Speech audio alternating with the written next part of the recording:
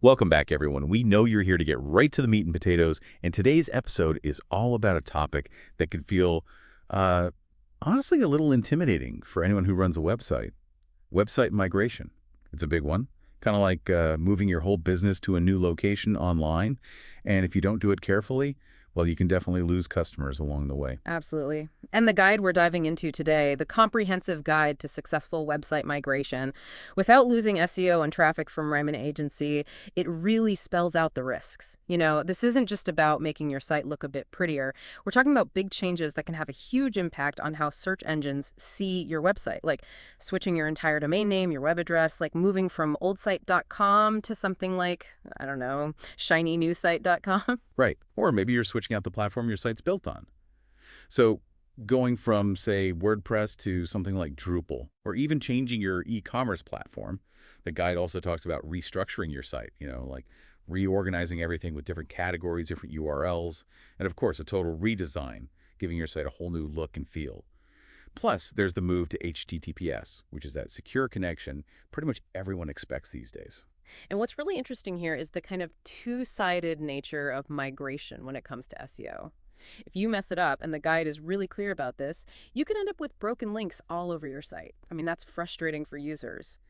And your search engine rankings could take a nosedive, which means you get less traffic, and that's never good. Search engines might have a hard time even finding your new content, and if visitors keep hitting those error pages, they're going to leave pretty quickly. But the flip side, and this is where it gets exciting, the Ryman Agency Guide also talks about how a well-executed migration can actually be a huge opportunity. You can actually boost your site's performance, make it load faster, which everyone loves. You can make it easier for people to, make the whole experience more intuitive and ultimately make Google and other search engines really happy. So that's what we're going to unpack in this deep dive. We're going to go through this guide step by step to give you a really clear understanding of how to do a website migration the right way. We want to make sure you protect all that SEO you've worked so hard for, and most importantly, keep that traffic flowing. All right, let's jump right in then. We'll start with pre-migration planning, which is like, laying the groundwork for the whole project. And the guide really stresses that you don't want to go it alone here. You need a good team.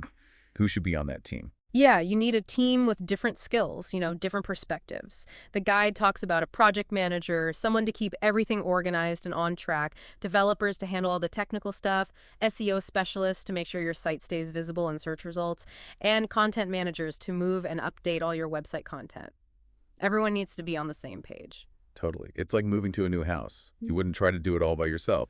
Once you have the team, what's the next big piece of the puzzle? Well, you need to be really clear about what you're trying to achieve with this migration. You have to know why you're doing it. The guide gives some great examples. Maybe you want your site to be faster, to perform better overall. Maybe you want to improve the experience for your users, make it easier for them to find what they're looking for. Maybe it's part of a rebranding effort. Or maybe you have new business goals and you need to align your website with those goals. The point is, having these objectives clearly defined from the start is going to guide every decision you make along the way. So you've got the why, you've got the who. Now you need to understand the what. You need to understand your existing website inside and out. The guide calls this a comprehensive site audit. What does that actually involve? It's like taking a deep dive into everything on your website. It's about understanding what you're working with.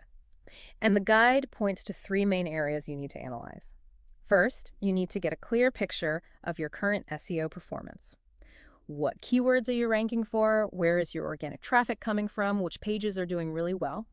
Second, you need a full inventory of all your content, every page, every blog post, every image, every file.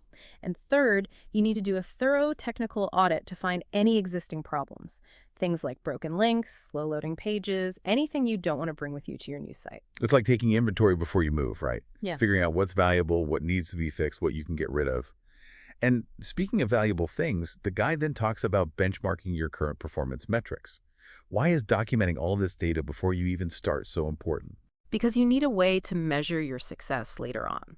You need to know if your SEO and traffic have stayed the same, gotten better, or hopefully not, gotten worse. The guide suggests tracking things like how much traffic you're getting from organic search, how engaged people are on your site. Are they bouncing off quickly or sticking around? Are people converting, buying something, signing up for something? And how fast are your pages loading? These are your baseline metrics, the before picture that you'll compare to the after picture once you've migrated. Right. It's like taking a before picture before you start a renovation project so you can see how far you've come. So we've got the team, the goals, the deep dive into the current website, and a way to measure success. What's next? Well, now it's time to put it all together into a detailed migration plan. This plan needs to cover all the bases. The guide talks about defining the scope of the migration, what exactly is changing, how is it changing. You also need realistic timelines for each phase of the project. The guide has a sample 30-day plan later on, but you'll need to adjust that based on how complex your site is. And really important, you need a risk assessment. What could go wrong? What are your backup plans?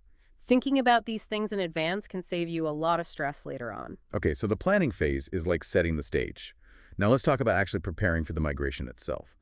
First up, the guide says, back up your website, like everything. Yeah, this is non-negotiable. Back up everything. All your website files, all the media images, videos, PDFs, everything. You need a complete backup of your database, which stores all your content, user data, and settings. And don't forget to back up your server and CMS configurations. You want a complete snapshot of your current website so you can go back to it if something goes wrong. It's like having an emergency parachute, just in case. Next up, the guide talks about setting up a staging environment. For those who might not be super tech-savvy, what exactly is that, and why is it so important? Imagine it like a copy of your website, but it's hidden away on a private server. No one from the public can see it. It's your testing ground. The guide stresses that it needs to be a perfect copy of your live site, same software, same settings. You make all the changes for your migration on this staging site, test everything really thoroughly, and fix any problems before they affect your actual website and your visitors. It's like doing a dress rehearsal in a private theater before the real show. So now you've got a backup and a safe place to test. What's next? Now, you need to go through and document all your existing URLs. This is crucial for a smooth SEO transition. You essentially use tools to create a complete inventory of every single page on your website. The guide says this has two big benefits. First, it helps you with your redirect strategy. You can't tell search engines where to find your old pages if you don't even know what all your old pages are, right? Second, it helps you find orphan pages that aren't linked to from anywhere else. This could mean you have outdated content or problems with your site structure. The guide mentions some great tools for this, like Screaming Frog, Sitebulb, or SEMrush Site Audit.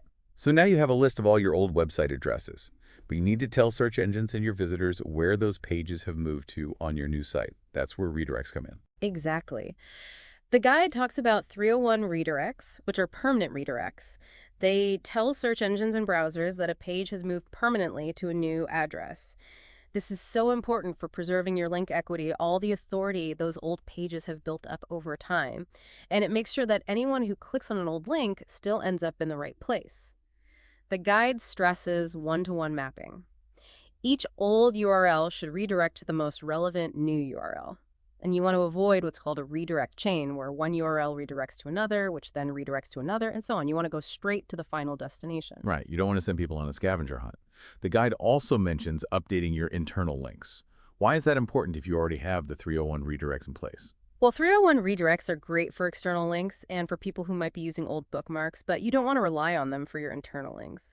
Updating your internal links to point directly to the new URLs makes the experience better for users, it's faster, and it helps search engines understand your new site structure more quickly without having to follow a bunch of redirects. So you're basically updating your own website's address book. Now, what about making sure search engines know about all the new addresses on your site?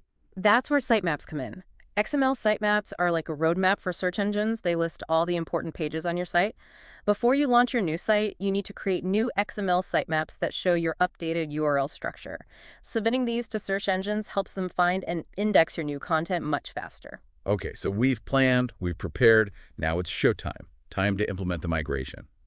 And the guide starts with a really practical tip. Do it when your site isn't busy. Why is that so important? Because you want to minimize any potential disruption. If you do the migration when fewer people are visiting your site, it means there's less impact if something unexpected happens. It also gives your technical team more breathing room to monitor everything and fix any problems quickly without a lot of users being affected. Makes sense. You wouldn't want to move all your furniture while having a house party, right? Speaking of monitoring, the guide stresses that you need to actively watch the migration process as it's happening. What does that involve? It means watching everything really closely once the new site goes live. Are the pages loading correctly? Are there any error messages? Is the server doing okay? You're basically looking for any red flags that need immediate attention before they cause bigger problems. And part of that monitoring, according to the guide, is making sure all those redirects are working as they should. How do you actually test that? You need to systematically go through and test your 301 redirects. You want to make sure they're sending users and search engines to the right pages. The guide mentions some helpful tools for this, like HTTP status or redirect path, which are browser extensions that can show you the status codes of your redirects and make sure they're actually 301 redirects and going to the right place. So, the site is live. The redirects seem to be working. Are we done with auditing? Not so fast. The guide says to do another comprehensive site audit, but this time on the new site. What are we looking for now? This is like a quality control check. You're basically repeating that thorough site audit we talked about earlier, but now you're looking at your new site. You're checking for broken links, those 404 errors that nobody likes. You're looking for any redirects that might be missing or set up incorrectly. You're checking for duplicate content, which can accidentally happen during a migration. You're making sure your canonical tags are correct. Those are tags that tell search engines which version of a page is the main one. You're making sure all your pages are being indexed by search engines. And you're even checking for issues with your crawl budget, which is how efficiently search engines can crawl and index your site. Finding and fixing these issues quickly is super important for avoiding any negative impact on your traffic. Sounds like a pretty thorough checklist. Now, here's an interesting tip that I hadn't really thought about before. SEOs recommends, and the guide mentions this too, to keep your old XML sitemap live for a bit, even after you launch the new site and submit the new sitemap. Why would you do that? It's a smart strategy that a lot of people overlook. Even though you've submitted your new sitemap to Google Search Console and Bing Webmaster Tools, keeping the old sitemap live for a few days or even a couple of weeks can really help search engines. It lets them keep crawling your old URLs, find your 301 redirects more easily, and ultimately helps them index your new site faster.